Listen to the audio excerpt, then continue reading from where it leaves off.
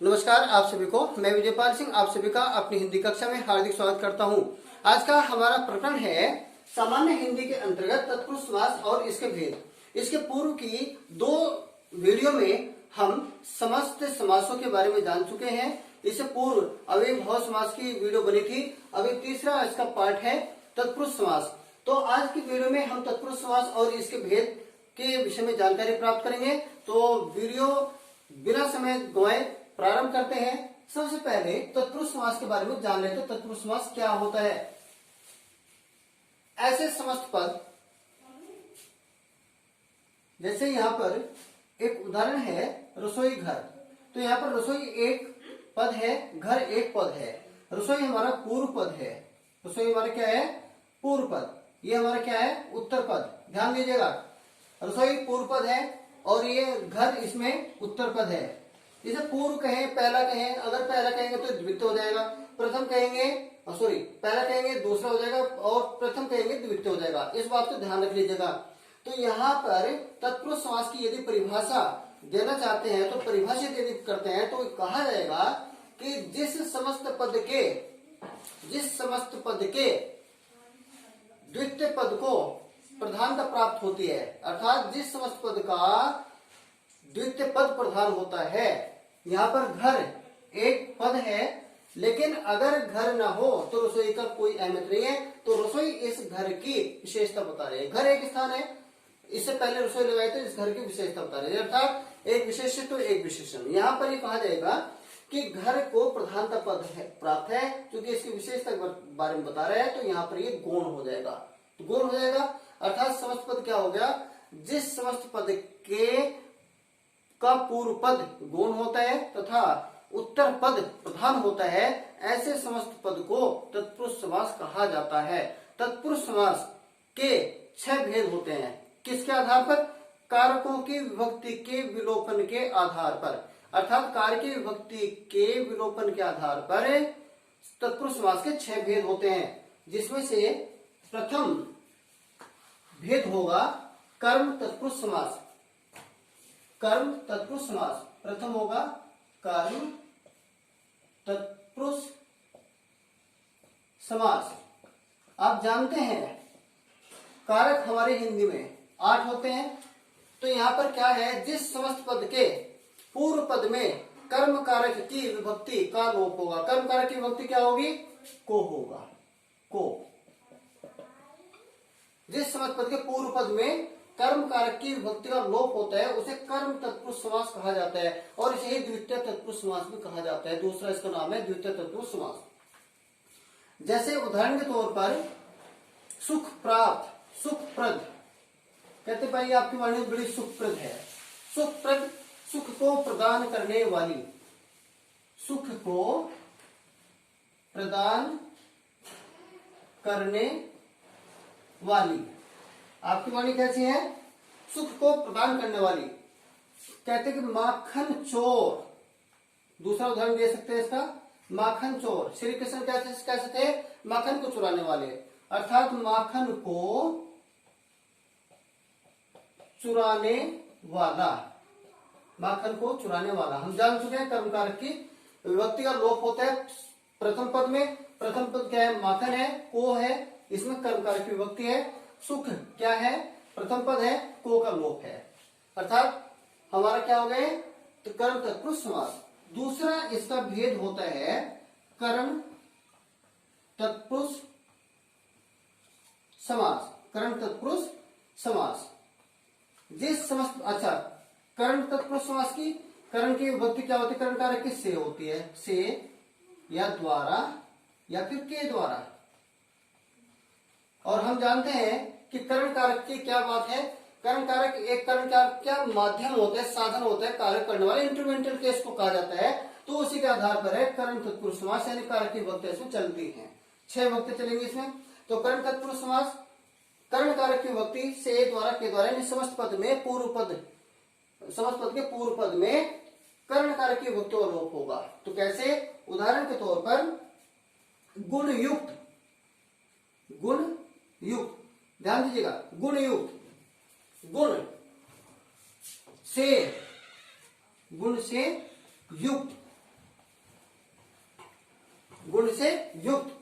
दूसरा इसका हो सकता है स्वरचित, स्वरचित, स्वरचित यानी स्व और रचित, अपने आप। इसका समास विग्रह करूंगा, अपने आप लिखित या रचित। इसको लिख सकते हैं स्वयं द्वारा, स्वयं द्वारा रचित।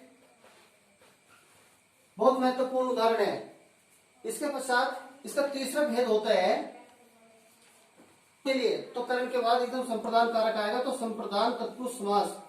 तीसरा भेद होगा संप्रदान तत्पुरुष समास, संप्रदान तत्पुरुष समास। आप जानते हैं संप्रदान कारक की विभक्ति क्या होगी? लिए, के लिए, लिए, के लिए। भाई आप बाजार जा रहे तो मेरे लिए 10 किलो चीनी लेकर आना, तो यहां पर मेरे लिए, हम किसी के लिए कार्य करते हैं, तो यहां पर ये तो क्या है? लिए, के लिए। अर्थात इस समस्त पद में, जिस समस्त पद में संप्रदान में कारक की विभक्ति का लोप होता है पूर्व पद में, तो ऐसे कारक, ऐसे तत्पुरुष समास को संप्रदान तत्पुरुष समास कहा जाता है। और मैंने बताया था कि इनको दूसरा नाम भी है, क्योंकि कर्ता कारक प्रथम विभक्ति होती है, कर्म कारक द्वितीय विभक्ति होती है, तो इसको द्वितीय तत्पुरुष समास कहा जाता है, इसको तृतीय तत्पुरुष समास कहा जाता है, और उसको चतुर्थी तत्पुरुष समास कहा जाता है। इस बात को ध्यान रख लीजिएगा। इसके लिए उदाहरण दे सकते हैं, रसोई के लिए घर, रसोई घर, रसोई घर। तो इसमें समास विग्रह करते हैं रसोई के लिए घर। तो यहां पर पूर्व पद क्या है? रसोई के क्या है? के लिए, के लिए क्या है? ये हमारा संप्रदान कारक की विभक्ति है के लिए, इसका विलोपन हो रहा है पूर्व पद में, तो रसोई के लिए घर। तो यहां पर क्या हो गया? इसमें संप्रदान तत्पुरुष समास हो गया। अब चलते हैं अपने चौथे भेद की ओर।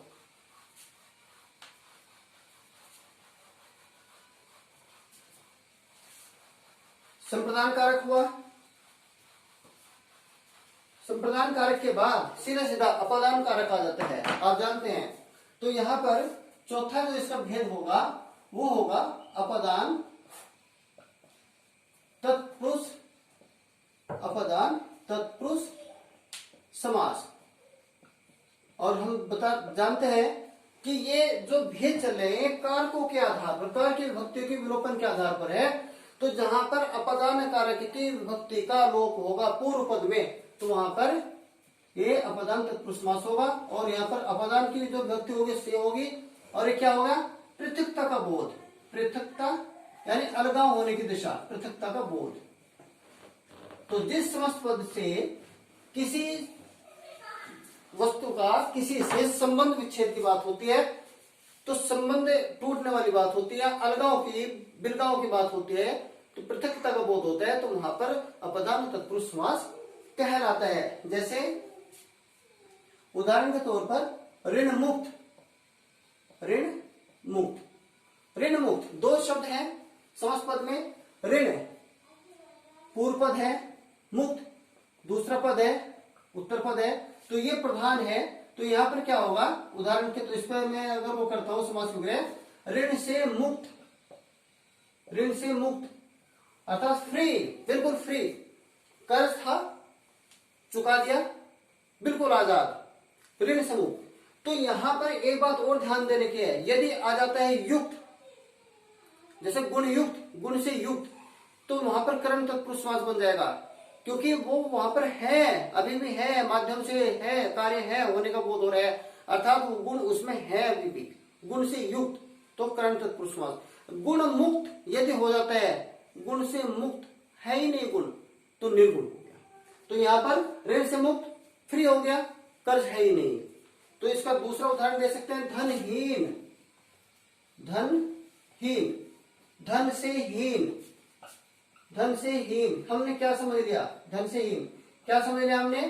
कि इसमें पूर्व पद में, इस समस्त पद के पूर्व पद में से विभक्ति का लोप है, और से विभक्ति का लोप क्या है? ये अपादान कारक की विभक्ति का लोप है। तो यहाँ पर ये धनहीन, धन से हीन, अर्थात धन, मेरे पास धन नहीं है तो मैं धन से हीन हो गया हूं, तो मैं निर्धन की श्रेणी में हूं, तो यहां पर क्या हो गया, मेरे से धन का संपर्क संबंध टूट गया है।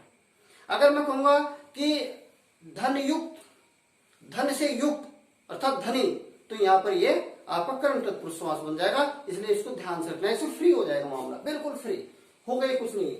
तो पांचवा इसका भेद होता है संबंध, संबंध तत्पुरुष समास, संबंध तत्पुरुष समास। और संबंध का क्या होता है, का, के, की। उदाहरण के तौर पर राजकन्या, राजकन्या, राजा की कन्या, राजकन्या, राजा की कन्या, राजा की कन्या। इसके बाद राजसभा, राजसभा,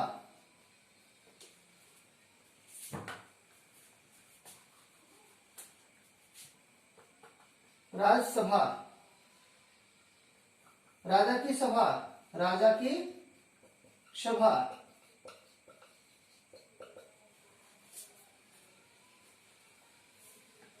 अमृत धारा, अमृत की धारा, अर्थात राजा की सभा, राजा का सभा से संबंध, अमृत धारा, अमृत का धारा से संबंध, अमृत का। और फिर आपका छठवा अंतिम भेद होता है सीधा सीधा अधिकरण तत्पुरुष समास, अधिकरण, अधिकरण तत्पुरुष समास, अधिकरण तत्पुरुष समास।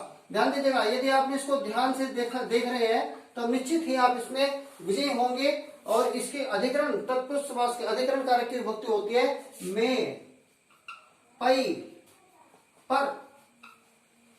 अर्थात जहां पर अधिकरण पूर्व पद में अधिकरण कारक की विभक्ति का लोप होता है तो वहां पर अधिकरण तत्पुरुष समास कहलाता है।